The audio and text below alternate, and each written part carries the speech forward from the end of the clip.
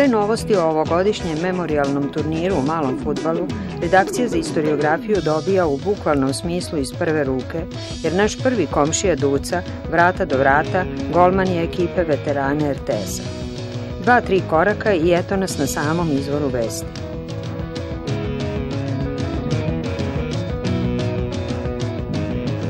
U sobi 100 na prvom spratu Takovske, otkako se televizija ovde uselila krajem 66.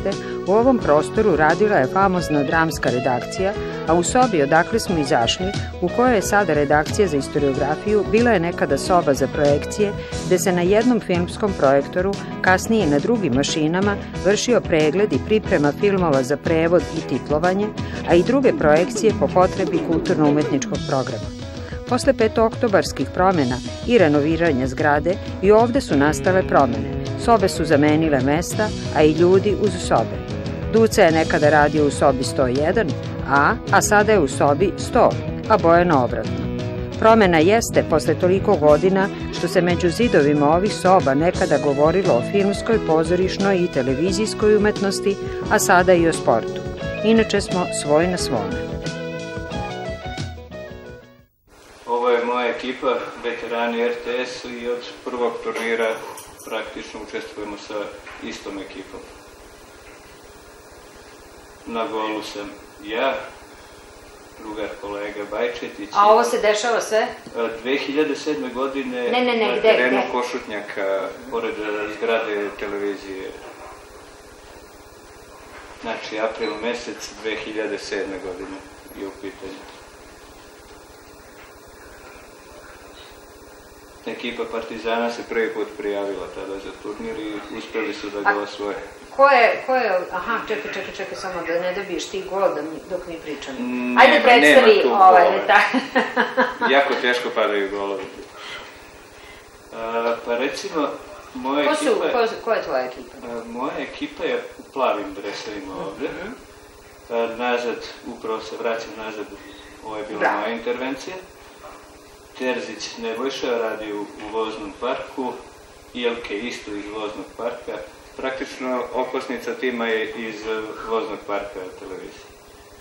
Bajčetić je isto naš dobar drugar, ali nije iz voznog parka. Ivan radi u produkciji. Vlada Petica isto je radio nekad u televiziji Beograd, pa pošto je igrao na prvim turnirima i sad ima pravo da igra.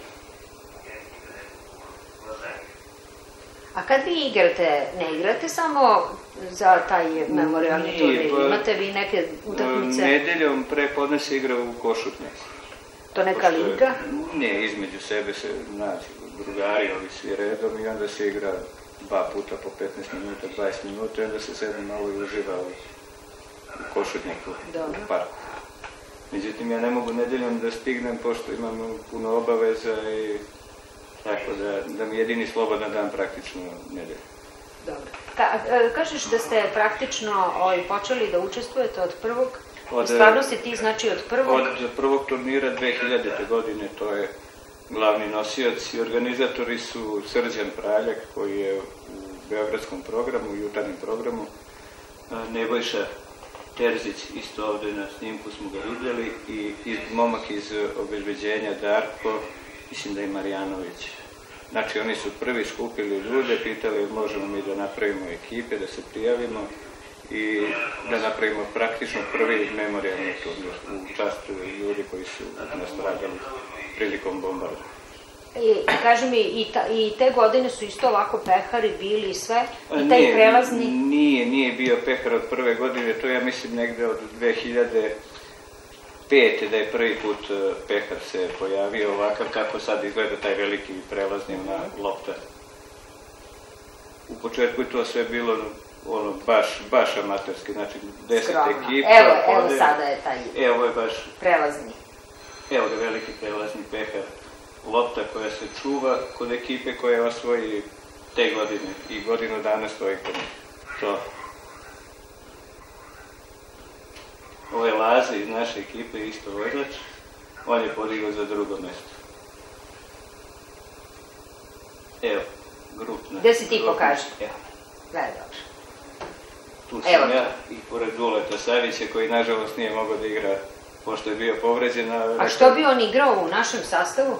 Pa mi smo ga pozvali da nam pojača ekipa, poznajući koliko voli Partizan, on je došao, ali ga koleno bolalo. Dobro.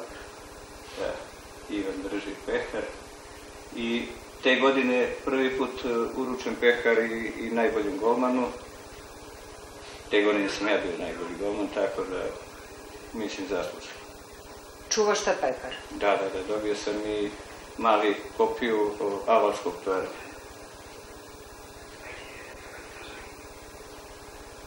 Zatim to je 2007.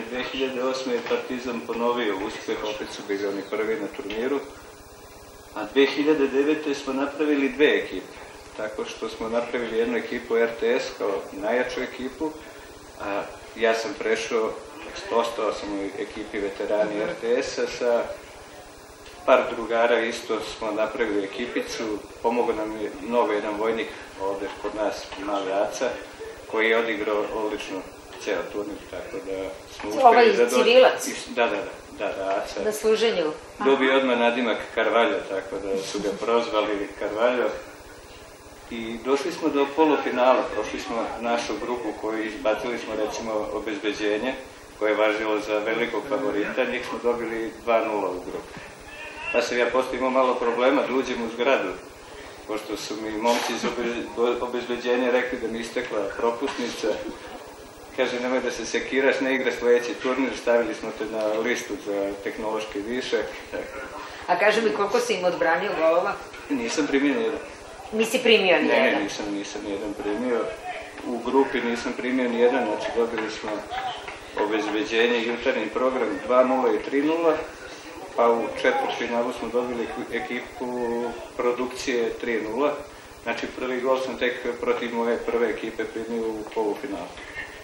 Videla sam te u finalu, ali isto tako na klupi tamo. Ja sam zaključila da si ti rezervni golman. Zašto si bio tamo na klupi? Baš tako pozvala me ekipa RTS-a da gostujem kod njih, znači praktično... A to može isto tako po pravilima? Da, po pravilima. Tako oni su imali prijavljeno samo 8 igrača. I onda su zvali još 4 igrača. Zvali su jednog momka iz Obezbeđenja. Još dvojice je došlo i mene kao rezervnog golmana da se pojavim u finalu. Ali se nisi pojavio, ovaj golman isto bio odličan? Nenad je odličan golman, tako da tu nije bilo potrebe da dolazi. Dovoljno je bilo što sam na samom finalu učestvovao i bio prisutan.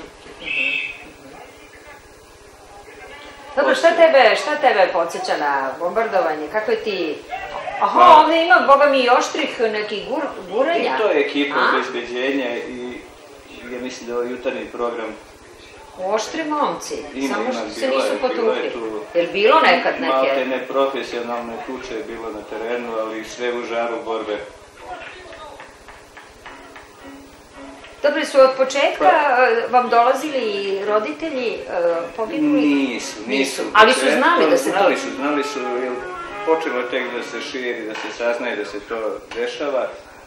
I krenuli su već, ja mislim, od drugog, trećeg turnira su ljudi već bili obaveštavani i dolazili su. A za 99. godine me vezuje prvo ova ružna stvari što se desilo bombardovanje. Dobio sam drugog sina kad je bilo bombardovanje kineske ambasade, hotela Jugoslavije, generalštaba. Baš tog dana? Tog dana sam išao po suprugu u porodilište, pa već mislila da me se odrekne, pošto nisam mogao nikako da prođem iz Zemuna dole do porodilišta u Višegradskoj. 3 sata smo mi išli od Zemuna dole. Ali si znao već da se porodila? Da, javila mi je, pošto je noć je bila, u 2 sata se porodila i u stvari porodila se u toku dana, u 2 sata se u noći pogodili zgrade dole, tako da je bilo jako teško. Ja u Zemunu, na onom porodilištu, na prizemlju, dete na prvom spratu, tako da ne znam ni šta se dešava sa njima, tad još nisu bili mnogo mobilni telefoni. Da. Pa kako ona to podnela sve? Pa jaka je, čvrsta. Da. Pa već i prvi sin je rođen u toku prvog rata, 92. godine, tako da je već oguglala i sad kažem, ako rešimo treći, da će da zarati svetski rat. Da, nemojte ipak. Nećemo. Čuvajte nas ostale. Pa nadam se da neće više biti. Da. A jel ti dolaze deca sada na Dolazio je, sin i žena su bili sad na ovom poslednjem turniru i s tim što je se i oca oduševio, ja mislim da se on više poplašio sa strane gledajući da ćemo pobediti nego što sam ja uspeo da se iznerviram. Tako, baš imali smo sreće ove godine i lepo vreme poslužilo. I lepo je društvo, druženje među radnicima RTS-a, tako da. I puno sad imamo prijatelja iz ovih drugih ekipa. Dobri su nam prijatelji, BMA akademac, dosta dobrih doktora. Što kaže doktor, onako kad se vidi mantilu i kad se skine ovde u šorc, to su dve različite stvari. Da. Dobro, oni su ove godine bili? Oni su nas pobedili u utakmici za treće mesto. Znači, oni su ispali od ekipe starog DIF-a, a mi smo ispali od prve ekipe RTS. Znači, i onda smo, nažalost, kad se igrala ta utakmica, meni je pola ekipe moralo da ide, pošto su vozači već su bili svi angažovani, a čak mi se jedan igrač sa motorom imao saobraćajnu nesreću kad se vraća kući, tako da smo bili malo i poplašeni za njega. Uspio je da preživi zato što ima kacigu. Znači, da nije imao kacigu, kaže da bi opasno bilo. Dobro, a sudije? Kako angažujete sudije? Od prošle godine su profesionalne sudije. Znači, sudije koje sude našu prvu ligu fudbalsku, prošle godine su Danijela je bila, sad ne tačno se... Pretpostavljam da oni to isto rade dobrovoljno. Da. Dobro, a dok nisu bili profesionalni sudije, ko je sudio? Između nas. Da, čak sam ja sudio neke utakmice. Dobro, i ovo sad dobija na težini, ako je... Apsolutno. I još ako uđete u taj kalendar...